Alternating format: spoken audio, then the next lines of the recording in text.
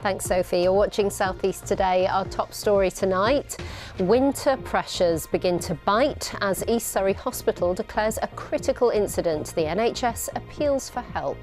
Saving ambulances for the most critically injured, critically unwell patients is of benefit to everyone. A man from Kent reveals the pain and anguish of his 10-year addiction to ketamine. It's destroyed what I would call life as I know it. It's a lot of pre-planning of what I've got to do, where I've got to go. Hello, Wendy. Are you busy? Ah, yes, they're going nicely, aren't they?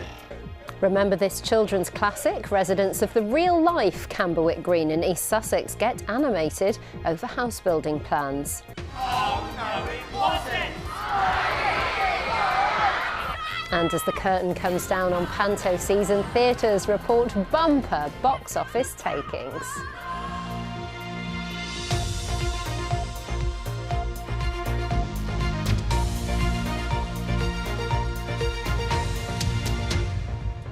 Hello, welcome to the programme. I'm Ellie Crisell.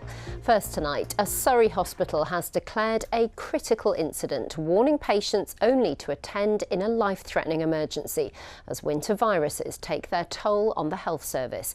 Anyone visiting East Surrey Hospital in Redhill is now also required to wear a face mask in clinical areas due to an increase in respiratory infections. Other trusts also say they're under significant pressure, as our health correspondent Mark Norman reports.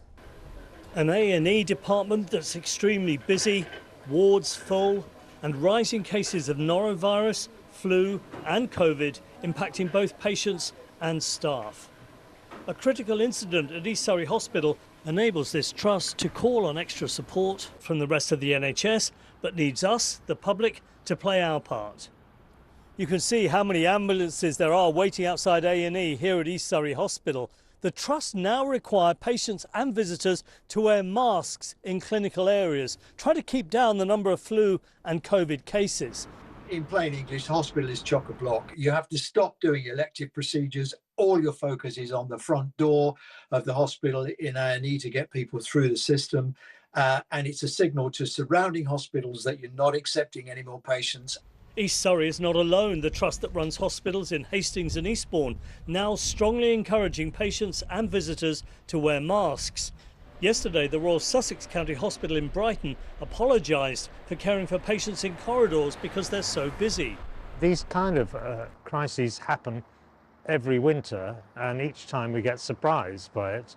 And there's a lot of planning that goes on. But if you look at the stats for the amount of flu at this time of the year in the last 2 or 3 years, it is up. So we have to be concerned with that. And all this despite the best efforts of the NHS to help patients avoid a trip to A&E. The South East Coast Ambulance Service and various hospitals are operating clinical hubs designed to ensure patients are receiving the right response when they dial 999. There's no need to take him straight into A&E as long as he's mobile. This one covers East Sussex. In the room, there are staff from the Hospital Trust, the Ambulance Service and the local Community Health Trust. Persons or changes in the meantime while you're waiting for these. We'll look at the call, we'll call the patient, we'll speak to the patient or their carer or relative and get some more information and do a consultation over the phone to see if that's the most appropriate sort of outcome is sending an ambulance. But still very pale. The Trust believes thousands of patients have avoided a trip to A&E, which also frees ambulance crews for life-threatening emergencies. Trying to avoid A&E departments, saving ambulances for the most critically injured, critically unwell patients is of benefit to everyone. The South East Coast Ambulance Service took more than 10,000 999 calls at Christmas, and on New Year's Eve and New Year's Day, it was taking on average 3 999 calls a minute. As ever, it's asking us, the public, to only use 999 if it's appropriate and an emergency.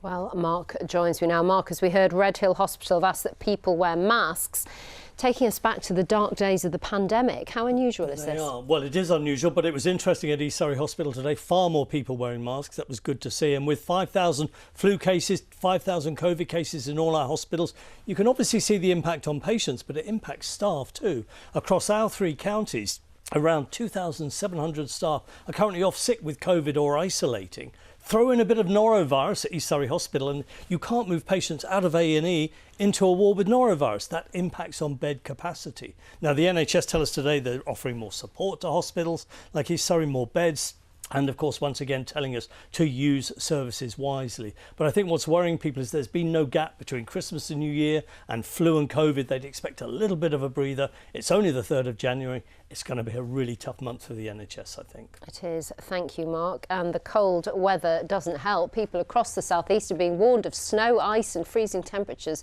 forecast across this weekend. A yellow weather warning will be in place from midday tomorrow until midnight on Sunday. Overnight temperatures could fall to -4 Celsius. We will, of course, have a full weather forecast with Nina later in the programme. Police are hunting a man who wore a Spider-Man mask and is thought to be behind suspected stalking offences in Hailsham. Officers say he delivered parcels to the property last week and on other occasions. Doorbell footage showed him wearing the mask. Next to the man whose decade-long addiction to ketamine left him needing bladder surgery. George is sharing his story to warn about the dangers of the drug, saying it's had a devastating impact on his life. He's being supported by a Kent charity which reports rising referrals linked to ketamine. Josie Hannett reports. For 10 years, George used ketamine. It started at festivals, socially and sporadically, but as he took it more, he became addicted. I started using ketamine just because it was a disassociate drug. It took me out of the real world. It became my partner, if that makes sense. It's just sort of like, it became my lover. And then I started using daily. Ketamine is widely used in the NHS as an anaesthetic, a sedative and a pain reliever, and it's also used on animals, but because of its hallucinogenic effect, it's often misused illegally and known as a party drug. This Class B drug can cause serious side effects, including bladder incontinence, something George now suffers with. Many a nights it had me in a fetal position crying because I couldn't go to the toilet. When I was at work, I was having to have a cup in the van just in case I need to go to the toilet while I was driving. It's destroyed what I would call life as I know it. It's a lot of pre-planning of what I've got to do, where I've got to go. It's caused a lot of stress in my life, to be honest. George is being supported by the Kenwood Trust, an alcohol and drug rehabilitation centre in Maidstone. We have many people now under 30, in particular I would say late teens, which I've been here for 10 years and I haven't seen as many people referred of that sort of age group before, and sadly ketamine is one of the key drugs that they are becoming addicted to. The government says it's cracking down on the import of illegal drugs at the border. Officers stopped this van containing £4 million worth of ketamine from getting into the UK through the Channel Tunnel. The man responsible, who hid the drugs behind a makeshift panel, has been sentenced to more than 3 years in prison. George wants more awareness raised about the impact ketamine can have on your body. Meanwhile, the Home Office says it's working with partners to raise awareness to young people about the potential dangers of drugs. Josie Hannett, BBC South East Today. And if you've been affected by anything in that report, you can find support on the BBC Action Line website. Did you have a fondness for the classic children's TV programmes Trumpton, Chigley and Camberwick Green? Well, residents of an East Sussex village believed to have inspired the show say it's at risk of being destroyed by new development. 150 homes are planned for Wivelsfield Green to address housing need, but campaigners say the area is being overdeveloped. Our political editor Charlotte Wright went to visit. It's Wendy Miller. Hello, Wendy. Are you busy?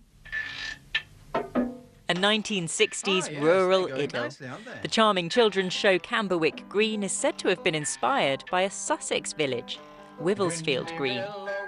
But these residents say it's under threat by house building. So they've taken a trip down memory lane in an effort to make their voices heard. No to Whittlestone! No to Whittlestone! We're fed up with the amount of development in the village and around the area. We've had nearly 200% increase in housing in the last 8 years. There won't be any room in the school, well there isn't now. We've got no doctor, we've got no dentist, we've got one shop. I've been in the village now over 15 years and I came to live in a village. This village is no longer going to be a village once all these houses are built. Campaigners are objecting to proposals for 170 new homes here. Just up the road, 96 houses are already being built. And because the council haven't agreed a local plan for housing, it's harder to push back on speculative development. What would you say to people who say we do need to build houses for the new generation? We've got a housing crisis at the moment. So what I would say is I absolutely agree with that, and this demonstration is not a protest about building of houses, it's about putting them in the right place. But don't worry, Wendy, it's a listed building.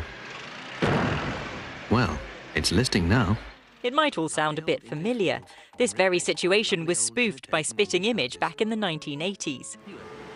But as previous governments have repeatedly failed to meet their housing targets, this one insists they'll build 1.5 million homes in England by the next election.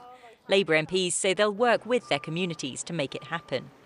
In this country, we have a major housing crisis. We simply don't have enough homes, and they haven't been built in recent decades. So this government is determined to do it differently. We're going to build the homes that our community needs, but do it in a way that delivers the right public services and infrastructure alongside those homes and protect the environment.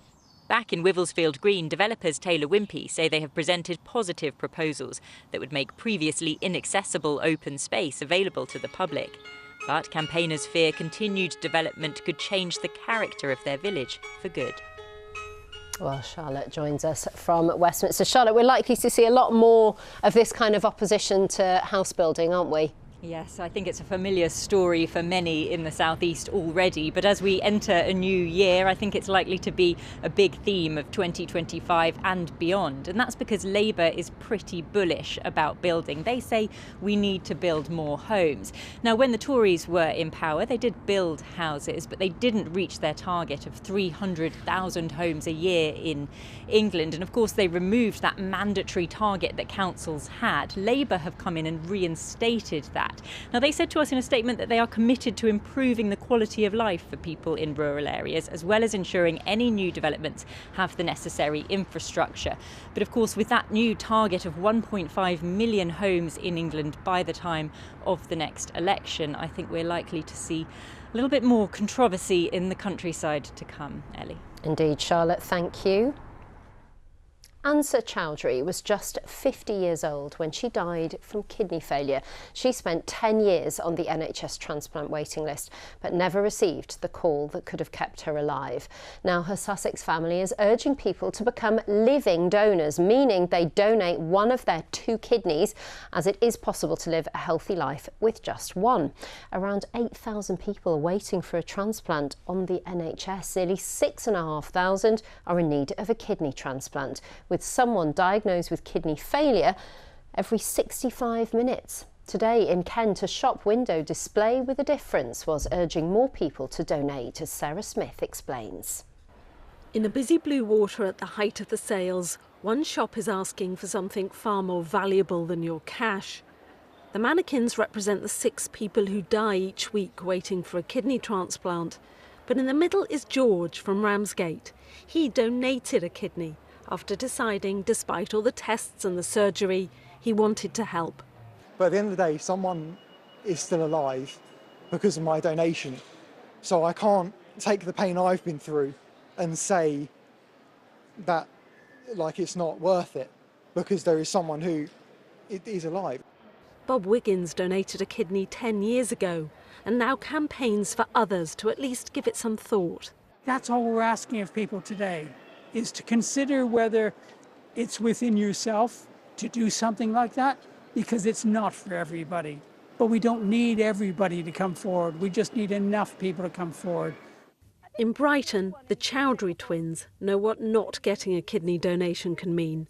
They lost their mum after she spent 10 years waiting for a transplant, which never came. All I can think is, if someone had given her that gift of life, then it would be incredible to be able to share our lives with her and all the things that we've done. It's more than 2 decades since their mum died, but their campaigning continues.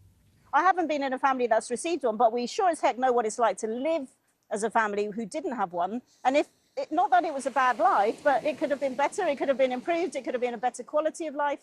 And I think that's what we want for everyone. Back at Bluewater, the shop front caught the eye of Hanny. He donated a kidney to his dad 4 years ago. If he hadn't been a match, he too would have been relying on the kindness of strangers.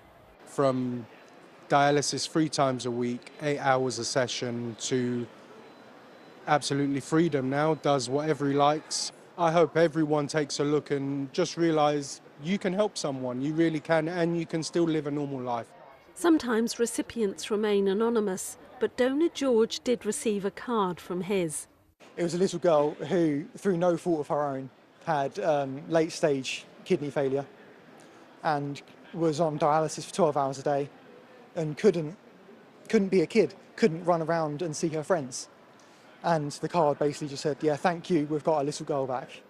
He's as healthy with 1 kidney as 2, he says, and what he's gained more than makes up for the sacrifice he made. Sarah Smith, BBC South East Today, Bluewater. Oh, it's just after 7:15. A reminder of our top story tonight. East Surrey Hospital in Red Hill has declared a critical incident, warning patients only to attend in a life-threatening emergency and requesting any visitors wear face masks as winter viruses increase. Also in tonight's programme. As the curtain comes down on Panto season, theatres report bumper box office takings. And with the cold air staying through the day tomorrow, we could see things turning a little wintry tomorrow evening. A Met Office yellow warning is in force. You can join me later in the programme for the details.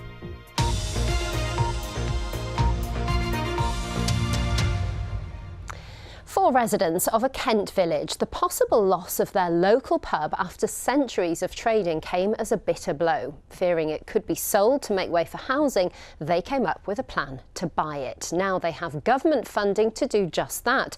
The Swan on the Green in West Peckham will also be familiar to fans of the Larkins, as Oliver Whitfield-Miocic reports. A public house soon to be owned by those who it serves. The Swan on the Green in West Peckham has been around since 1685 and is the centre of village life. With the landlord selling up, the community decided to step in. The question of the pub came up. We actually decided after a few beers that we're going to do something about it. So we had to think about it. We asked the community whether they'd be interested. Would you be interested in supporting us in an effort to buy the pub? And they said yes. Here you go, pub. Oh, lovely. That looks nice, doesn't it? The pub, which featured in ITV drama The Larkins, raised £500,000 by selling stakes in the business. The initiative pulled in more than 400 shareholders keen on keeping their boozer open, not only from the local area, but from as far afield as Australia and North America. It means all the new part owners will decide how the venue is run.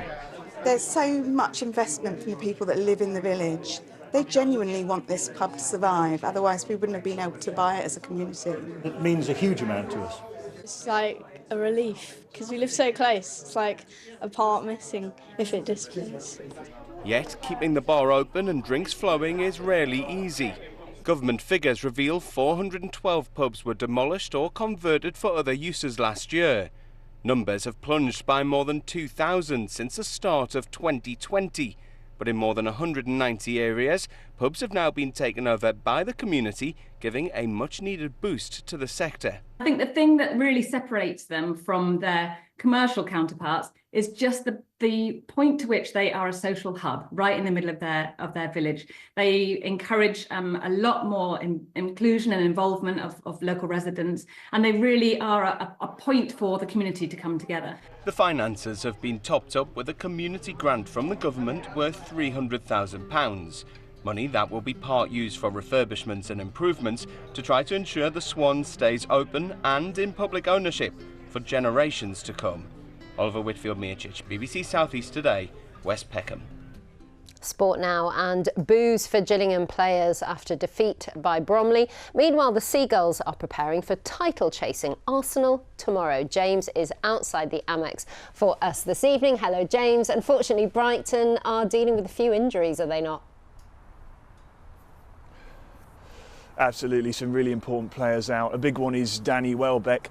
Used to play for Arsenal, of course. He's already been out for a few weeks, and it looks like it's going to be a few more, the manager says. Also, Evan Ferguson, the young striker. I mean, the list goes on, and Brighton are now without a win in 7 games. Though there have been some good performances, and actually, Mikel Arteta, the Arsenal boss, he was praising their playing style in the press conference, as we will hear in a moment. Now, Arsenal, on the other hand, they're on a bit of a hot streak. They're second in the table, but that may well just suit Brighton because they've taken more points off the bigger sides so far. And Fabian Hertzler, the boss who came here at the beginning of the season, says that's what he has loved so far about being here in England, that anyone can beat anyone in the Premier League.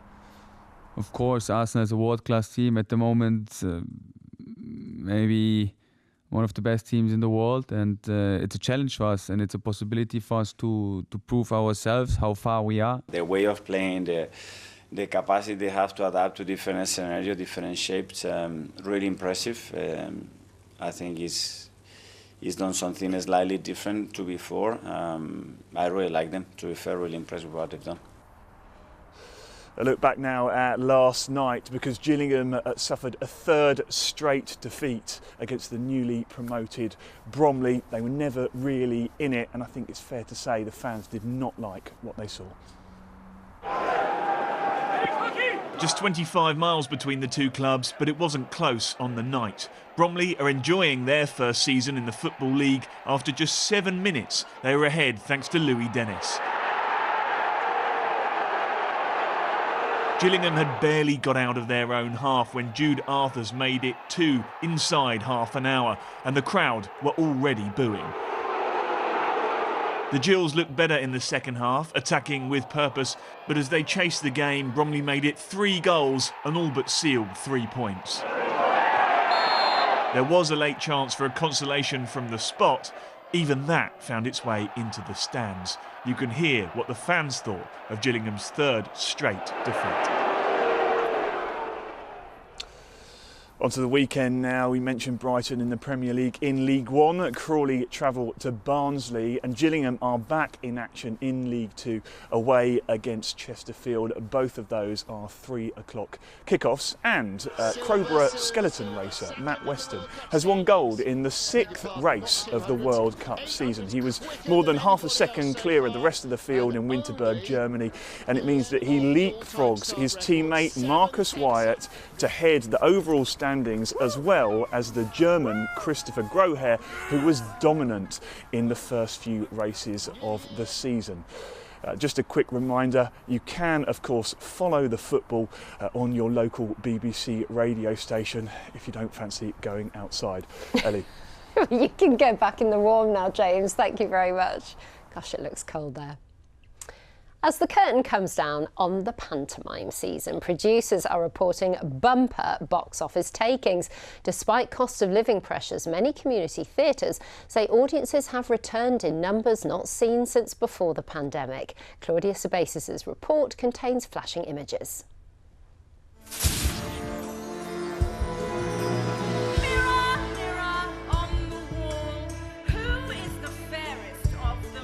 Of all the people I have seen, the fairest in the land is you, my queen. Raucous, Technicolor, this is Panto. Oh, no, it wasn't! Here at the Stag in Sevenoaks, it's been their best year since COVID. This is the first time we've gone back to the traditional booking pattern of people planning ahead, booking their seats in October and November. And actually one of the nicest things is people are leaving the auditorium and booking already for next year's pantomime, which gives us the confidence to carry on. Jamie Alexander Wilson is not only the producer and writer, he's the Dane too, and that takes a bit of effort. I low-key had no idea what you'd be wearing, so... I'm backstage, the show's about to begin. Oh my goodness, there's something so exciting about this moment in the theatre. Here are some of the Danes' costumes, all very, very, very nice. And by the end of this run, 18,000 people will have seen this show. Over at Trinity Theatre and Arts Centre in Tunbridge Wells, it's a similar story. It's been fantastic. We've had better numbers than we had last year. ultimately everything that happens in this theatre pays for our community engagement work. So that might be the Encore programme, which is for older people coming in doing dance. It could be our youth theatre, some of the work we do out in the community. So it's a massive part of the year for us. It's our kind of golden event, really, the Christmas show. Christmas might be over, but Panto season is still going strong. Here at Trinity Theatre in Tunbridge Wells, they're doing their warm-up to begin Sleeping Beauty. I think Panto's a growing trend. I think it's become a staple, I think, for most people's Christmas. And it's nice to have everybody out and enjoying themselves with us. Panto is one of the first things I went to when I was a kid, and it's bright and colourful, and it's very entertaining, and it's funny, and you get to sing along, and you get to join in, and there's lots of audience participation. So I think it's very, children and adults alike can enjoy it and join in. Don't worry, I've got a plan. Does it involve a medley, loads of dancing, and then an interval? Pantomimes reflect the times, good and bad, and they're big business, the lifeblood of many theatres and towns too. Plus, they end well. And good always wins over evil. Doesn't it? Claudia Sabezis, BBC South East Today, somewhere in Pantoland. Terrifying. Well, over to the star of this show, who is Nina Ridge with the weather forecast. We're all waiting to hear, is it going to snow? I know, there's lots of talk of snow in the national forecast. What does it mean for us in the southeast? Well, we have got the cold air. It's been frosty today with clear, sunny skies, but we will see this change to milder air through the weekend. So for most of us, away from the coasts of Kent and Sussex, we are covered by this Met Office yellow warning for snow and for ice. But for us, it's going to be pretty short-lived. We are in that cold air as we start Saturday, but you'll notice all of this mild air sitting to the southwest of us. Tied in with that is this weather front, which is going to bump into the cold air. And as we transition into the milder conditions, we could see something a little wintry for a time, but it's short-lived because very quickly then, as we head into the early hours of Sunday morning, we get into the mild air and we'll start to see some pretty heavy rain. So whilst we move through the weekend, that change is pretty highlighted by the fact that on Saturday morning we're still below freezing, a widespread frost, but by Sunday morning those temperatures much higher. In fact, for some of us, we'll even start the day in double figures. But we're still in the chilly air at the moment, so with clear skies at first tonight, we will see temperatures below freezing, maybe as low as -3 to -4 degrees, and the potential for some patchy freezing fog first thing tomorrow. It is pretty grey and overcast tomorrow. We'll lose that sunshine, hazy skies, predominantly dry, just 1 or 2 very light showers scattered around, and those temperatures of 3 to 4 degrees. It's then as we go through the evening that low pressure system starts to arrive. It is likely for a time to bring us a wintry mix. Any snow, particularly across the higher ground, and then as you can start to see, quite quickly we're into the mild air, a wet start on Sunday morning with those temperatures significantly higher. So by Sunday, it's all change once again. It's going to be mild, wet and windy. That rain could be quite heavy at times, combined with some strong southwesterly winds. Afternoon temperatures are into double figures for all of us, around about 12, maybe 13 degrees. That mild, wet and windy weather is also going to last into Monday, but the weather really keeping us on our toes, because then through Tuesday, as that low pressure system clears away, signs that we'll be back into the colder air, brighter for a time, but there is a little bit of snow in the forecast, potentially at the end of next week, Ellie. So we're dodging the snow for now, but not for long. OK, Nina, thank you. Well, have a good weekend to you. That is it from us. Charlie Rose will be back with your late news update at 10:30. Bye-bye.